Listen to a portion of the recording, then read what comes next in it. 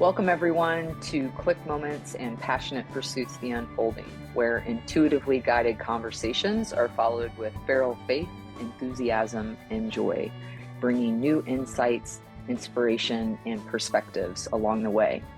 And in today's episode, this is actually a continuation from last week. If you remember, last week we talked about manifestation, and in particular, we were looking at why are some things easy to manifest and why are some things more challenging? What's kind of going on?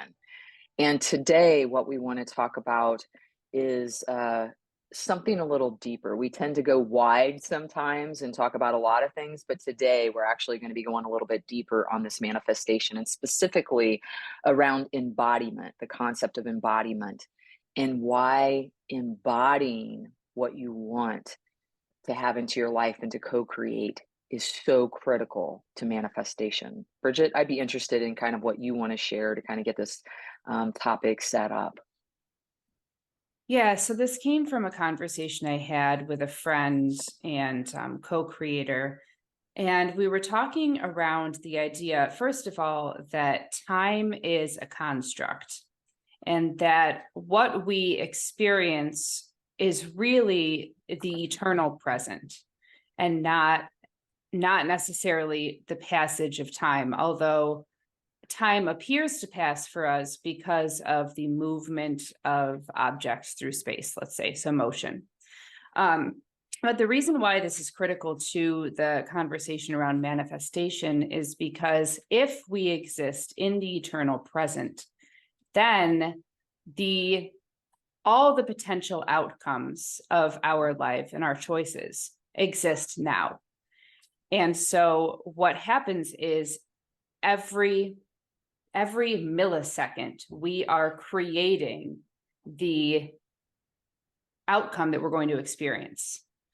And if that's the case, then what we can do with manifestation is really, instead of this far off ideal or outcome that we're searching for, it's here, it's present. It is right now in this moment. And that means that I can choose that ideal, that highest self, that highest path for myself, and embody it and be it right now, regardless of what circumstances or other things may look like for me.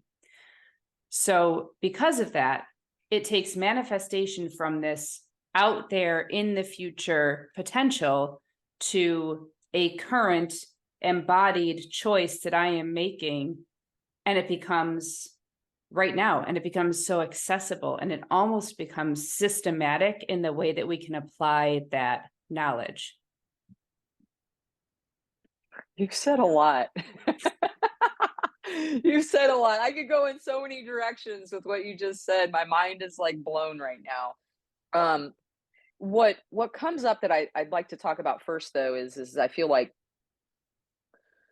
it's almost like when I think about manifestation and having this embodied potential or this experience right now, I imagine I think of it in relationship to other scientific laws, right?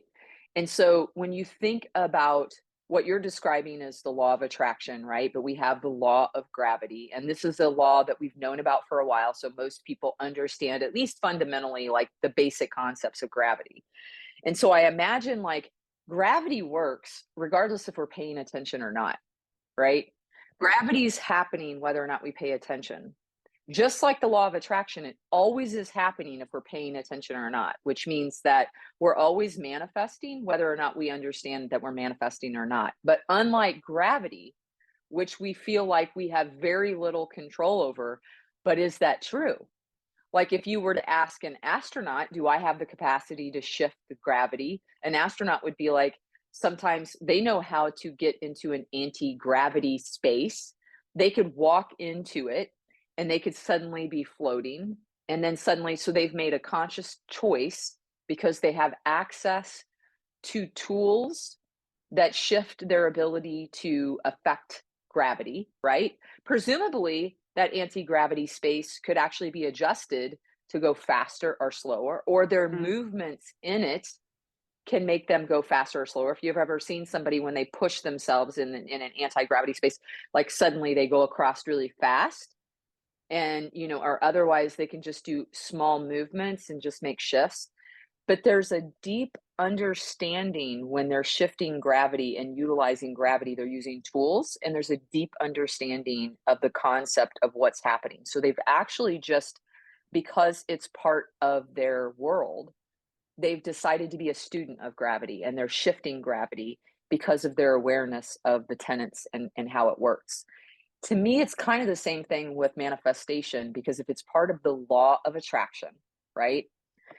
Then once we're all just operating, we've just, before any of this was a thing, we were all operating just like gravity, where we didn't know it existed, but it was existing. We were all operating in this way where we happened to be the recipients of whatever we were manifesting, but we didn't know we were doing this small movement, or that we were in some space, or that our thoughts, Mm, emotions, and beliefs were interacting with it. But yet the entire time we were affecting how this law affected us in our life. It's just a lot, there's a lot more um, capacity that we have with this, and access to this law, than we do with like gravity, right? It's different as of the way that the world is right now, right? This is just how the world is right now. That could shift. So knowing that, like I look at it that way, where it's like if we become students of the law of attraction, if we become students of manifestation, suddenly, instead of just accepting whatever we manifest with a, I just have my thoughts, and I just have my emotions, and I just have my beliefs, and thus I just have my outcomes, actions, and outcomes, we can actually say, hang on a second, I can actually intervene at any juncture of this. I can think differently, which makes me feel differently, which makes me believe different things, which means I act differently, which means what's coming towards me and the outcome changes. It gives us a the reason to do something different and to be a part of this co-creation and this manifestation. Once we understand, if we become a student, then it changes things. hmm Okay, so you use the astronaut example. I had this whole artist example come as you were talking about that. And the question for me is an artist before they've created any art? Mm. Are you asking? Yeah. Is an artist before they created any art? I would say yes, because technically they're walking into a future that's already exists. So their future self was already an artist that was almost drawing them to it. And their experience of, like, you don't become an artist without having some connection to art. And so your experience with art already made you an artist. You just didn't have the thoughts and the beliefs that match the emotions that you were feeling.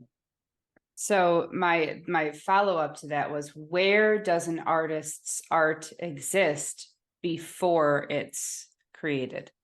This is great. This is great. This is beautiful. Inside us.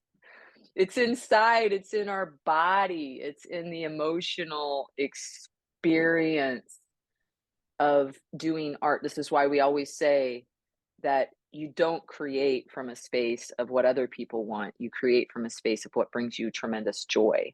So your art is something that you embody inside you. It's an experience.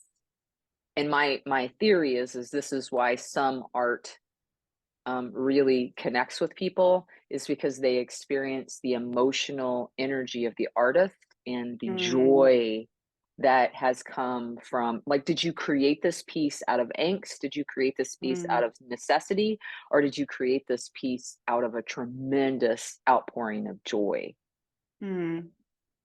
Okay, so the That's reason I beautiful. asked that, yeah, the reason I asked that is because um it has to exist inside them. Like, it's embodied before it's expressed. And so the exact same thing happens with us in manifestation, because creating art is manifesting something. And it can happen. An artist can unintentionally create art. They can, for example, they can witness something that is beautiful and call that art. A photographer creates art with something that they're witnessing that is beautiful. It's their unique perspective of that thing.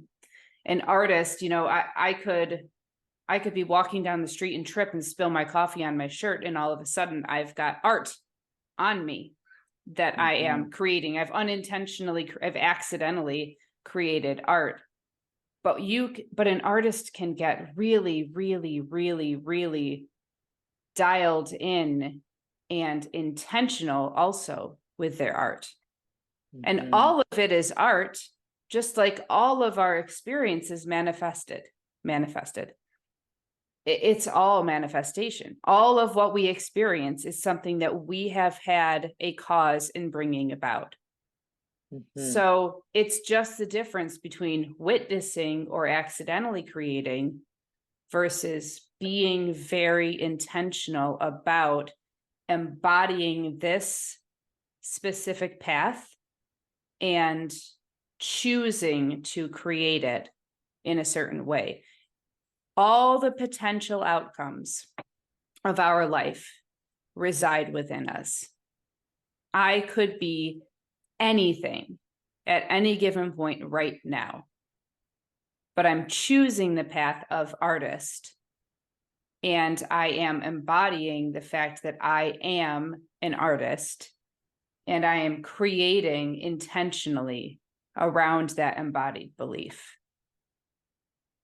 Yeah, two things kind of come up for me around that. Number one, I think both are beautiful. I think there's no right when it comes to, like, so for example, accidentally creating something and intentionally creating something are both beautiful in their own Mm-hmm. ways. I think sometimes I was talking to somebody the other day and I was realizing that it can come across sometimes that if I'm so into something, like intentionally creating something, that I'm proposing that that's the right way to do it. But I believe that there is no universal right way to do something. When I'm talking about some of these concepts, I'm just being a student of, like, the way that the universe is construed, the way that the universe is operating, because I geek out on that. I love wanting to co-create, Mm-hmm. knowing what the capacity is of the things around us, right? Like, just like, to me, it's just another way of knowing the divine more deeply, right? And so, um, but when you were talking, I was also thinking about the emotional experience. Like, when you're creating something, it's interesting how it really starts. Sometimes it starts with images, and it starts with, like, if you're an artist, you see something, and then when you see something, you feel something from it, and you bring it out, and it starts to unfold, right? And is created. But there's also sometimes where it starts with just a feeling. Sometimes you have this vague, I just feel really, like, I feel this emotion of joy. It's almost like that the emotion of whatever it is that's getting ready to come out comes first, and then the experience starts to unfold, and you almost start to give it details. When you're manifesting something, sometimes it's the emotion, I want to feel more joy, or more joy is on its way. What does that look like? There's something attached uniquely to me with what brings me joy, right? There's something uniquely attached to my joy, and then it's like following that trail of joy, the emotional trail, that brings out these specific, details that are uniquely mine. Okay, so I was writing as you were talking about this. It occurred to me that this process of manifestation isn't just the outcome, it's also the way in which we experience and interact with the world. Mhm. It's when it's embodied, it is that feeling first. It is when it's fully embodied, it becomes a subconscious, almost like script that's running, Mm, like a melody that's playing. It's when it's fully embodied, it's so much there that we don't have to consciously bring it up. It just is the way we show up in the world. It is the way we interact with things. It is the way we experience. It is what we experience because that it's become so cellular. yes, yes. And that's like when you get down to the embodied piece, this is where it's so important that if you get to this cellular level, if you can get down to that space where you feel it because the cells speak to each other, right? And it's instantaneous. And so when you experience joy, this is where it comes like it's a full-bodied experience. When you experience sadness, it's often a full-bodied experience unless we're blocking something, right? Unless we're trying not to receive it and feel it. But when we get out of our way and we actually fully experience the full-bodied and we allow ourselves to receive an emotion in its entirety, like you said, down to its cellular level, it's that cellular level that is drawing everything else to us, is manifesting everything else to us. And this is why when you say, I like, I feel sad, I really feel sad, but I really wish my thoughts are, I want to feel joy. Now, that's a great awareness that can help us pivot and very intentionally choose to feel something other than that sadness. But I want to point out though too, like with mental health issues and things like that, I'm not saying that you're doing something wrong if you're trying to have that thought, but yet you're not able to bring that about. What that is an awareness when you have some sort of mental health issue that keep working with people that are going to continue to give you as much agency as possible so that you can try to find ways to pivot this inner landscape as much as you can. Look for opportunities for that to go as far as you can on this inner landscape. So I'm not saying that there's anything that's being done wrong, but I do think it's helpful for anybody, regardless of your current capacity, to have that spirit of curiosity to stretch yourself as much as possible and ask myself, if I were to intentionally focus on my inner landscape and my feeling and sit with it, not just sit with it for like 5 seconds. Sometimes we're like, oh, I imagine joy. And it didn't take hold. But how much time do we give to it? So many times I see people give hours, days to what's going to go wrong, to what's bad in our lives.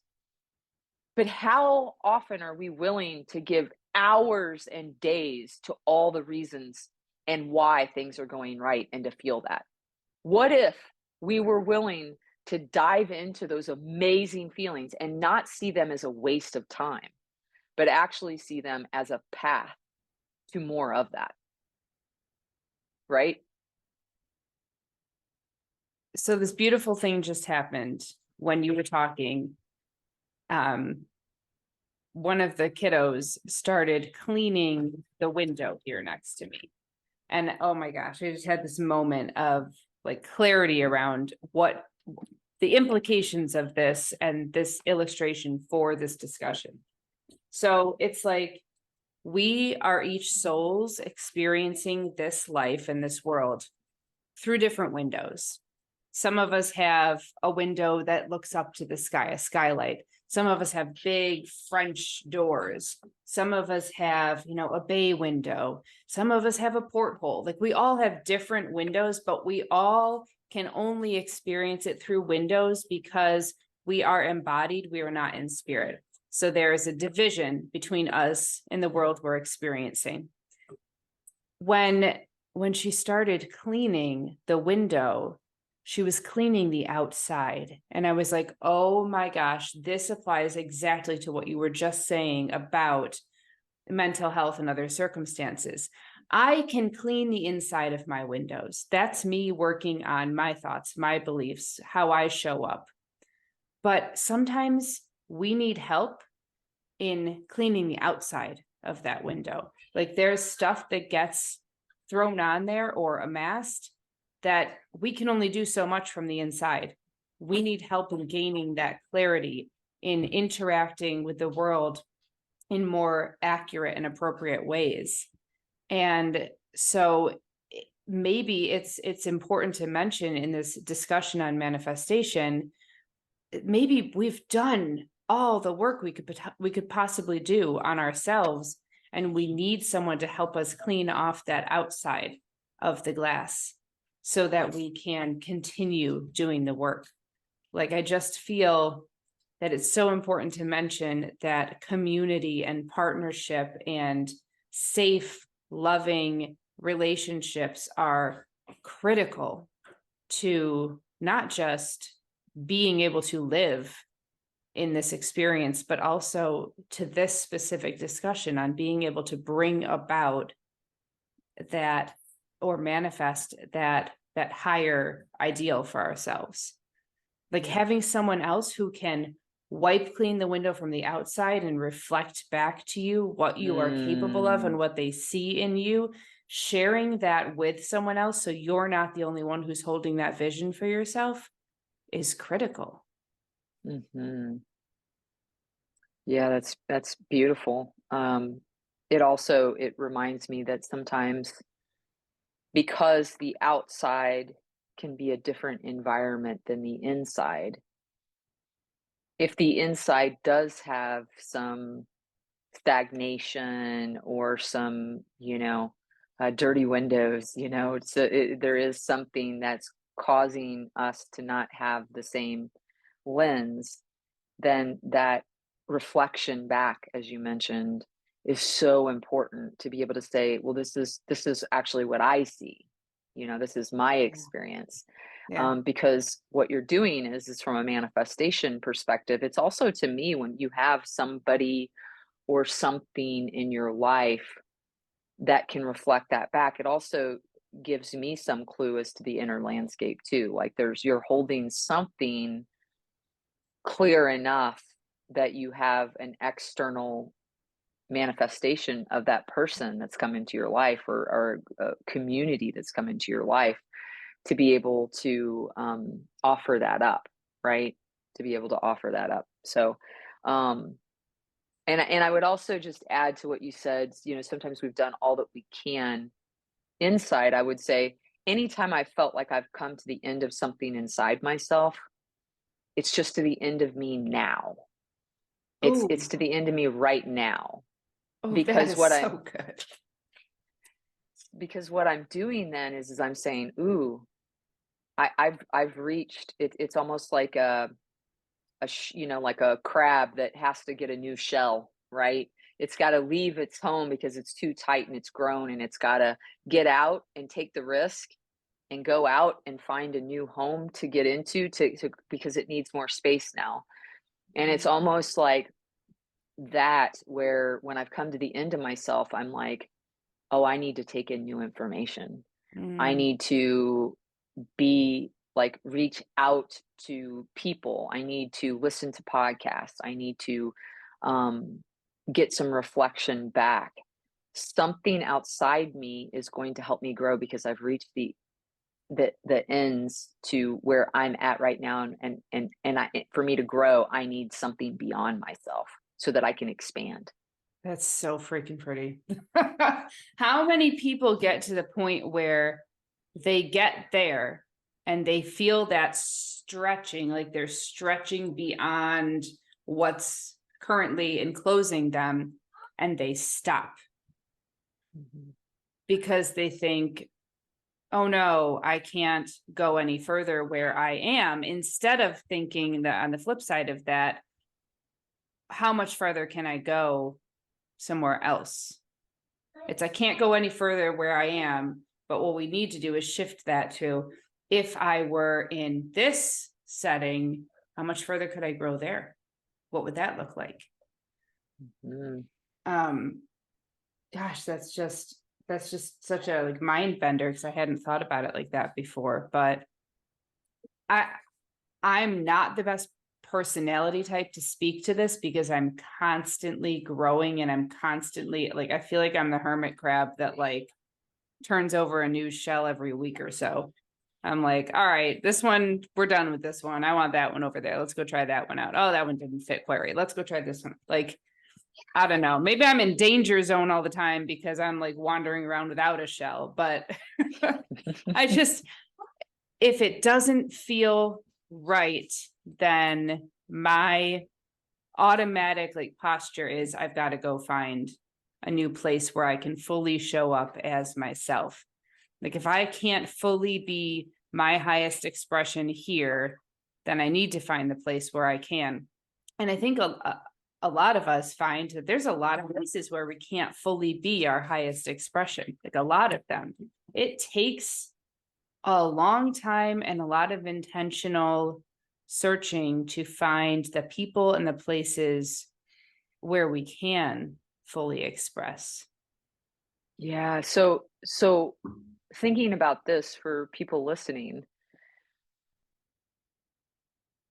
sometimes we're in spaces where it doesn't feel safe to be fully embodied or to feel what we're experiencing or want to experience or we want to manifest. Sometimes it doesn't feel safe, or maybe it's even that we can't grow and switch shells in this space, right? Um, and I think about different seasons in my life, certainly where I am now and how I would take risks and get out of that shell and move on is very different because I have some experience doing it now. So I know that there's always going to be a bigger shell. I have a confidence in that now, but I didn't always know that before. So I'm wondering for yourself too, as you think about like it takes time, like for anybody out there that may be thinking, that's not my experience to be fully embodied. Like you're asking me to be fully embodied in order to attract that it's not just my thoughts, but I need to really tune in to how I'm feeling. When somebody tunes in and their first emotion isn't joy or their first emotion isn't something, it's almost like, whoo, I don't want to be in my body because I've got some feelings coming up. Can you kind of talk on that? Like how you get to a space or what do you do with that when you get embodied and your starting point is something uncomfortable? I think that's the natural starting point. Yeah, I think that at least Mhm. for me, that's always been my first feeling with it. There has to be discomfort. Like that hermit crab, let's go back to this. I don't know why. I loved hermit crabs when I was a kid, by the way, loved them. But that hermit crab has to feel uncomfortable in that shell before they'll go search for a new one, because otherwise they don't have the signal that they need a new shell. So you have to feel discomfort. I described it like in this last phase I went through as like misalignment. Like I felt like I was getting worn down in all the wrong places and it felt awful. But I had to feel that for long enough to say, okay, I can't do this anymore. So it's going to be a challenge, but you almost have to allow yourself to feel that discomfort and that misalignment in order to say, okay, not this. I can confidently say not this. And this was a discussion I had yesterday with someone. She was asking about, well, what if I don't know who I am or what I want? And I said, then start with the not this, start with the not me's. I definitely know I don't want that. And I wouldn't care for that. And I wouldn't like to do that. Just start listing all the not self themes that are going on. And then Mhm. you can get into, okay, what actually am I? Right, Where do I fit? Yeah. right. I like that. I like the not. Sometimes it is hard, and I'd like to really point out with this, use this as as an opportunity to say that's actually not doing it right when you get up to the knots. Like you pointed out, that discomfort is information. If we approach it as if there's nothing wrong with that, actually, it's always just information. And it's not to say that we should avoid it.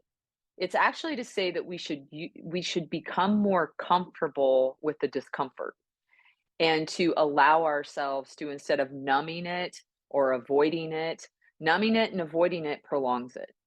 You're just going to keep coming up against it. It's like saying, I can't do this anymore, and I could do something different, but I choose not to. So I choose to stay in the discomfort, and I choose to stay in the pain, and I choose to stay in the uncertainty because it's the known. I don't know what to do, but at least I know that it's going to be this. Whereas if you embody it and allow yourself to feel the discomfort and say, wait, what's the not in this? What's the not in this? If the not is whatever it is that you come up with, it's scary. And sometimes it's like I've heard people say, well, I'm unhappy with this or that. Like sometimes I'm unhappy with my job.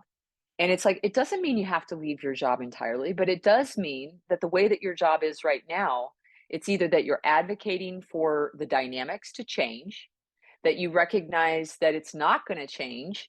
And so you have to switch your job in the organization in order to feel something different, to have a different experience. Or you have to go somewhere else entirely because this is not it. It's not this job and it's not this organization. And sometimes it's that, no, I'm going to stay and I'm choosing to stay in the discomfort, the frustration, nothing's going to change. But then you can't expect for anything to change, right? So sometimes recognizing where you are then changes the experience of it. When you decide that this is just what I'm going to do. I've heard people say, "Well, I've got 10 more years till I retire." Okay. You want to stay miserable for 10 more years? I hope it feels different to you to just accept the fact that you're choosing this versus to be a victim and think, "Well, there's nothing I can do." Actually, there is something you can do.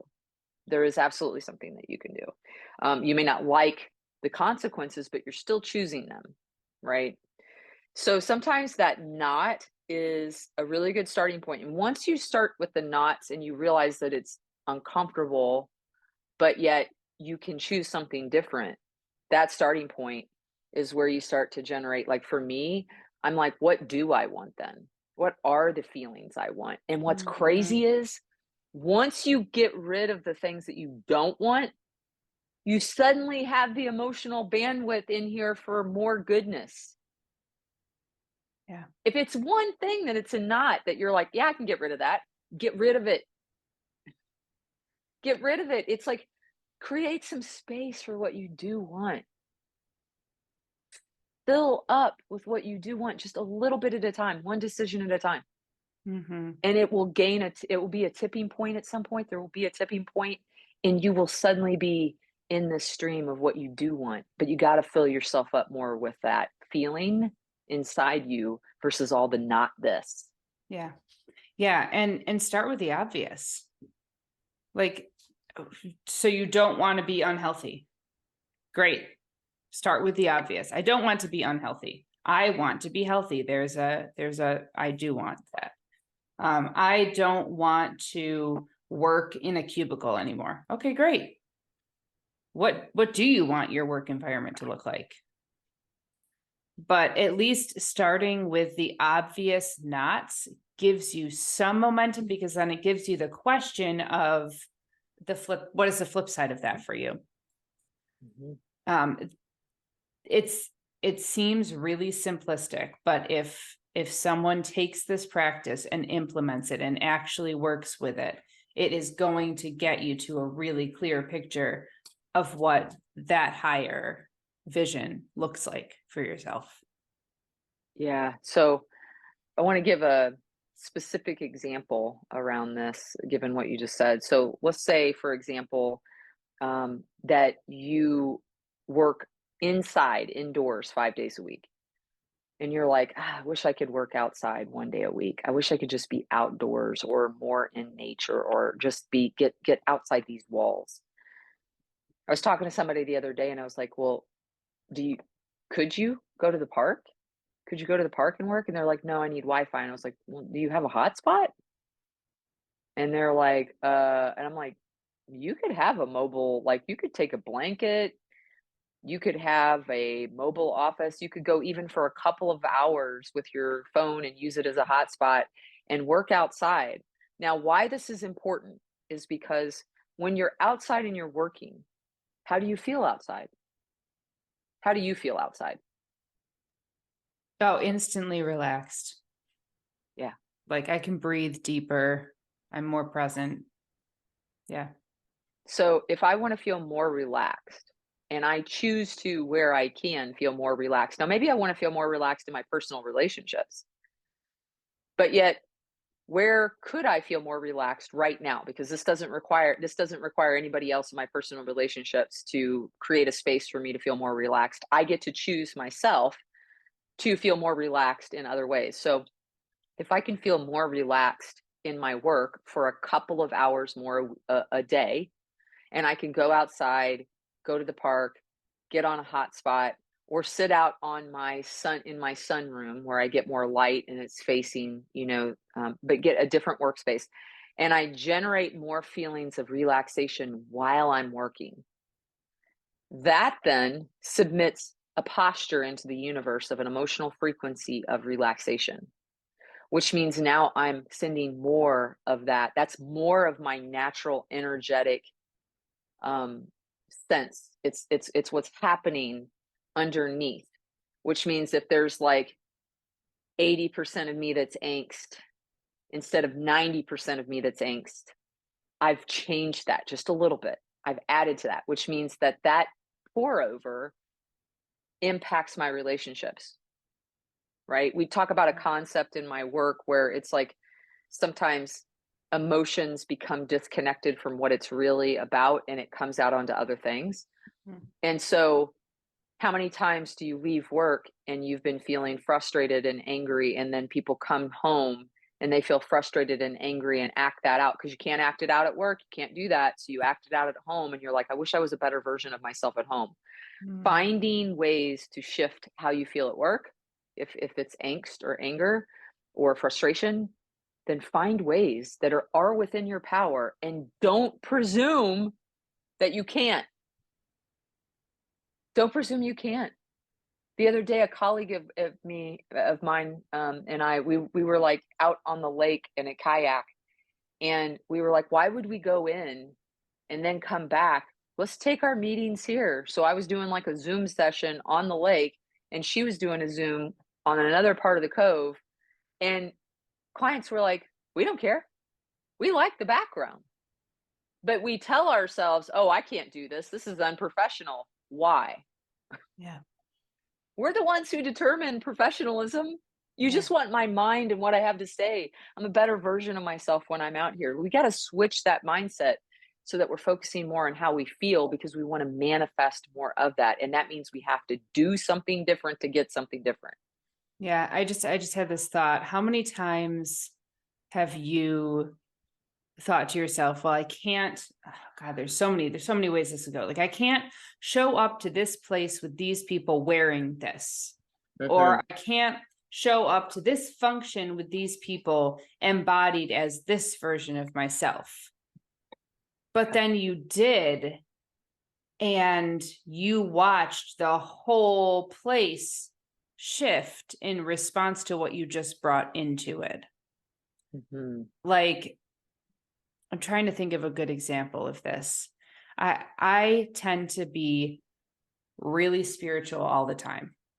And there are places where I've gone to, okay, so a networking group that I belong to. I was like, whoo, if I go to that networking group with this version of myself, which is the full authentic expression of me, it's not a different version of me, it's just all of me. If I go there with this, I don't know how they're going to respond. Like, I dress different, I talk differently. I definitely carry a different vibe than these professionals who are, in accounting or in contracting or whatever. They're very that like strain of professionals. So I was anxious about showing up there as me. And I walked in and I sat down and I said, when it was my turn to introduce myself, this is what you're going to get from me. This is who I am. So every time I come, this is what I'm bringing. And there was like this from the group. because it was like, ooh, before there was this boundary of we don't get to bring in that part of our life into this setting. And all of a sudden, I just busted down that wall. And I was like, nope, this is how I'm coming because this is me.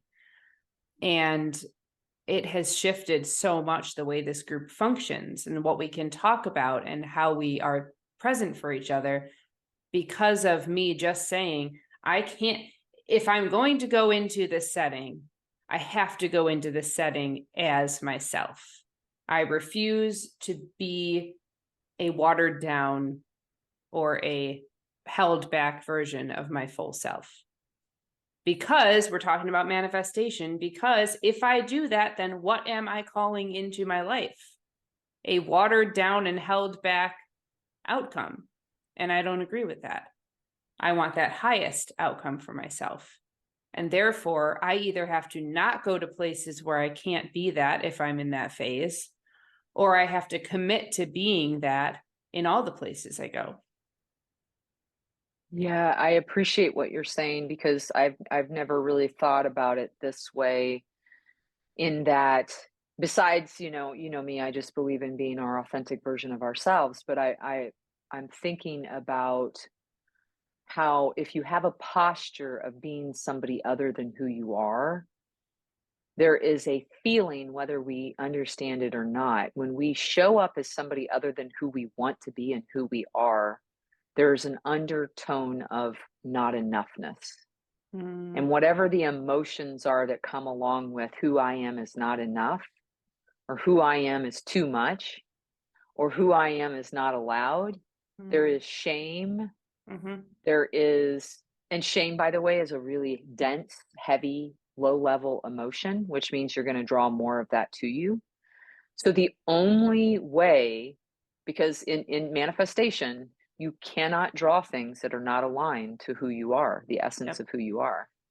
So if the essence of who I am is free, and I want freedom, and I want love, and I want joy, and I want belonging, and I want inclusion, and all of these things, then I have to be in my version of my actions and my thoughts. I have to, in its purest way, for whatever that means to me, I have to be that to experience that in my life. Mhm, So, an example for me is just this last week, I was at a training in New York, and that I hadn't done a 5-day training like this, like what I was doing. And when I came in, I knew I was the right person to do it. I was just nervous. And when I saw the trainer day one, they had my co-facilitator, I was like, ooh, they're really good.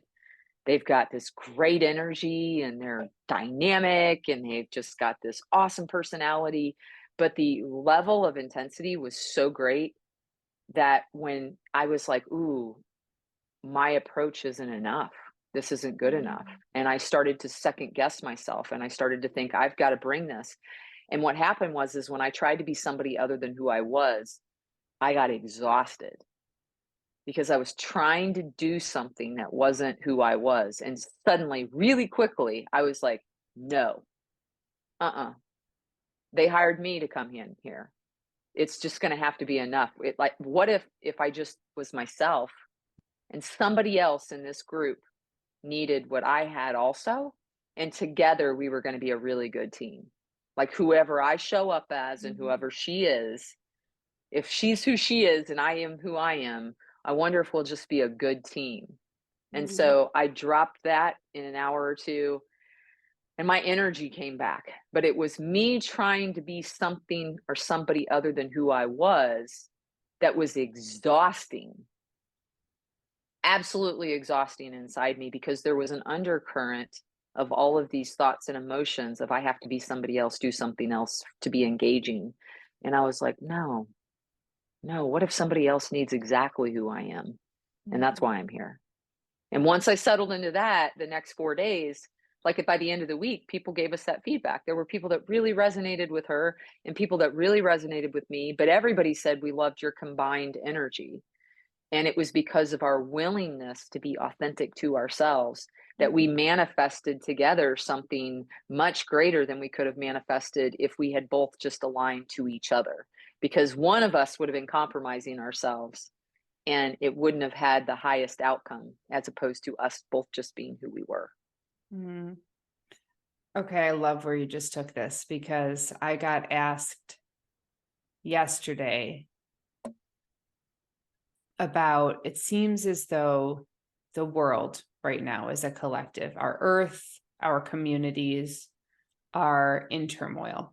We're in a really, really rough place on all fronts. What do we do about that?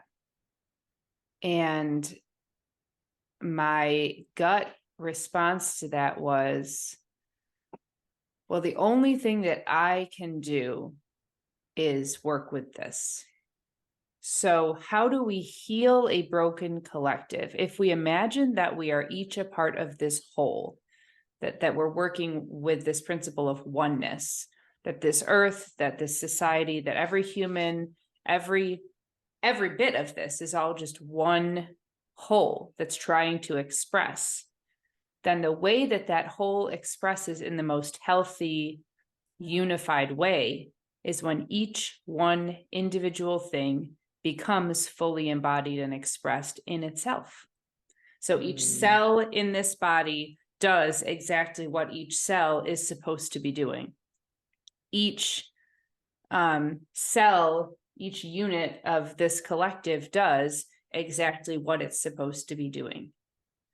I figure out what is the code that I am written on, and how do I express that in the most healthy, most whole, most embodied way. And then when I do, I'm going to feel really fulfilled and full of joy and love and peace and gratitude, because I am in alignment and I've put myself in exactly the place that I need to be. That's how we heal this collective.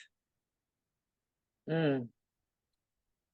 Yeah, that makes a lot of sense to me because if we, number one, if we expect it, so when you think of manifestation, what we're wanting to do is manifest wholeness. Mm-hmm. And to be whole, we want a healthy whole. And all we can do is to be our one part. We can do that if we all are our one part, right? Right. But that also then includes not just ourselves, but it includes the purity of our response and expectations to those around us in relation to Mm-hmm. those around us. So when we're inclusive, when we're not judgmental about what's around us and we actually extend love, this is why love and peace and joy are, when we extend that in relationship to those things around us, whether or not we identify with them or not, we're part of them, right? And Yeah. when we naturally bring that to our relationships, it has an implication to that which is around us, just locally. And if we all were to reach out around us like this and say, I'm going to take up this space, and in here, I'm going to extend it. Saw Mm-hmm. this image today, and I'll credit this, but it's Anja Rosen. I want to say she was like 9, 10, or 11. She's a child, an artist. And this was her depiction of peace. And that's like Mother Earth's arms knitting us together. It's really cool, but it really fits with what you're saying right now. Yeah, I'm actually going to shift us just a second into the web Yeah. because we're talking about the collective. Yeah. And we talk about the web quite a bit, and I don't want to divert too much, but we can do what we want. It's our show. Yeah, we can do what we want. I mean, but it does, obviously it's interconnected, but Yeah. you just showed that those are like, you could use those, isn't those kind of like crochet needles? Yeah, I mean, it's knitting, but yeah, same. Knitting. Yeah. So, the woman who I told you that at my session, there was a woman who was doing crochet Mm-hmm. and she was using needles and doing crochet. And she created something through that entire experience, which she gave to me at the end. And so you're talking right now, you're actually showing from a web perspective of all the images that you could choose to show. You showed this. And while you were talking, I forgot to turn off my notifications.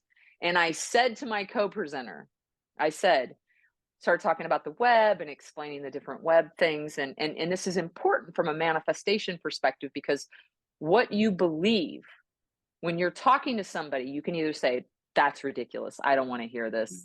And then guess what? It is ridiculous and you won't see anything.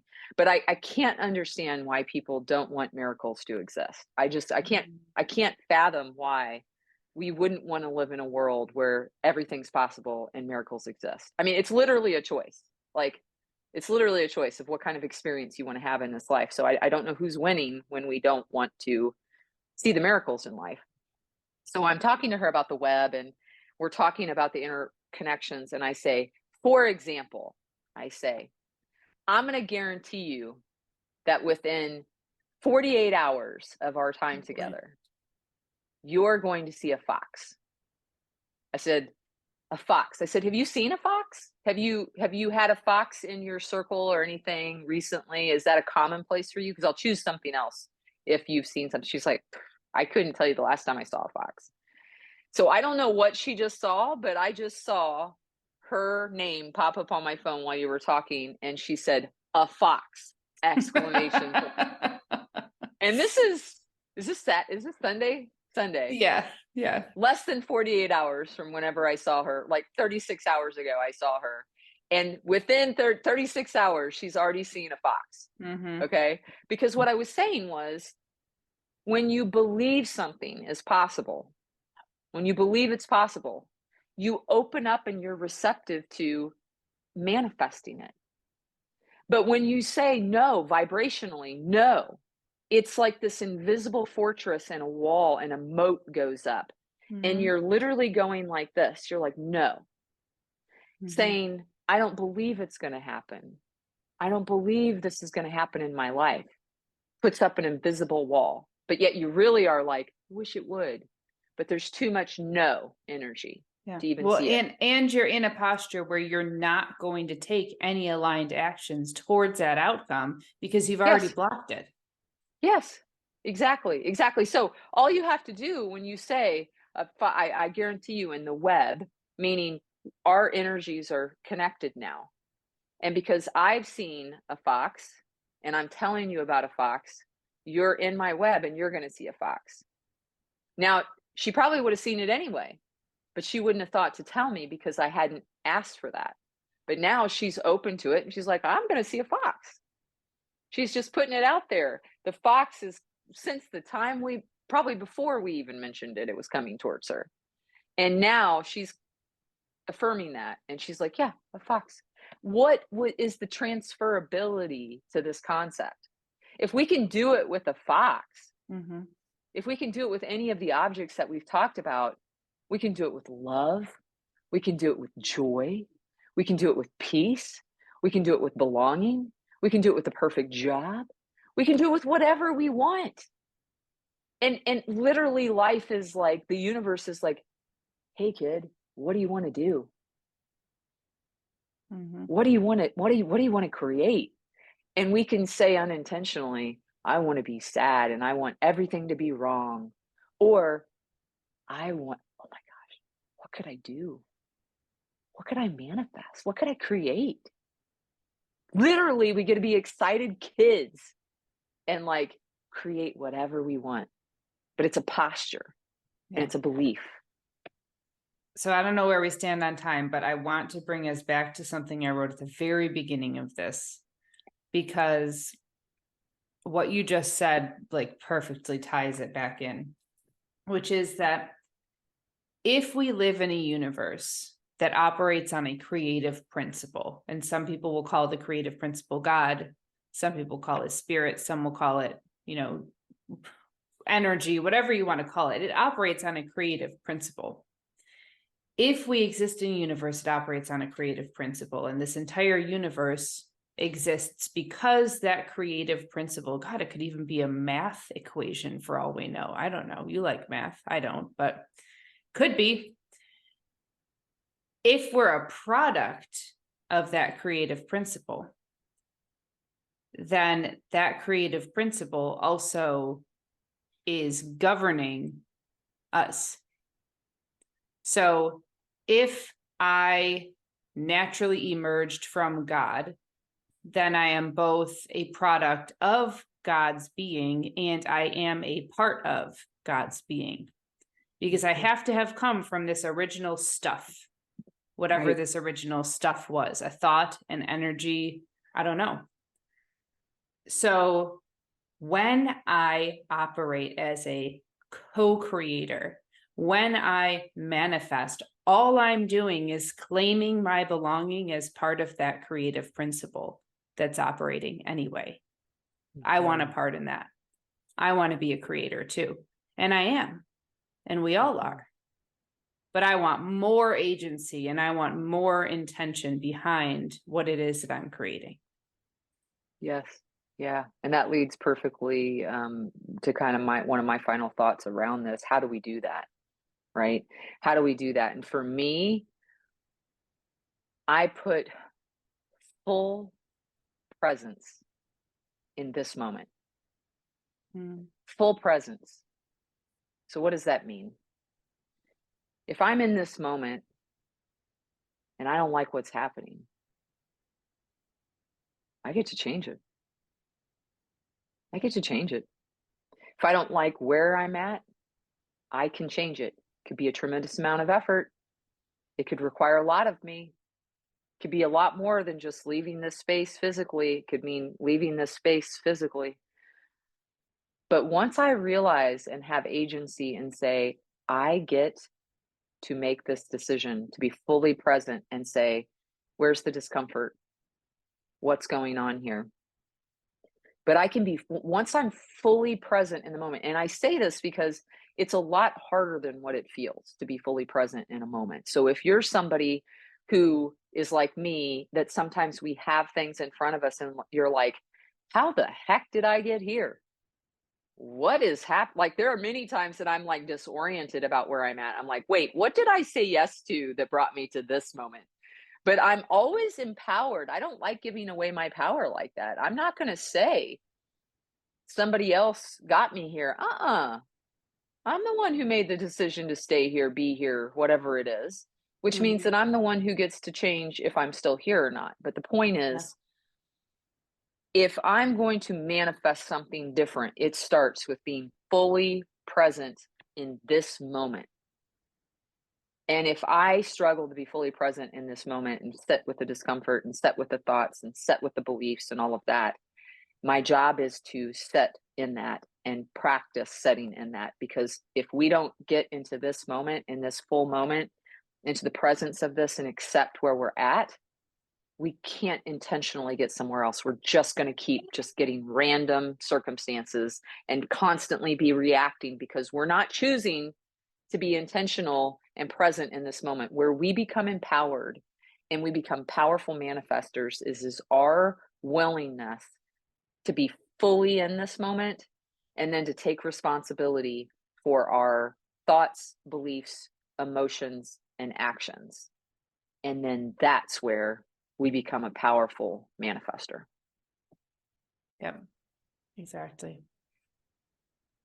Any other thoughts? No, I'm good. I feel solid.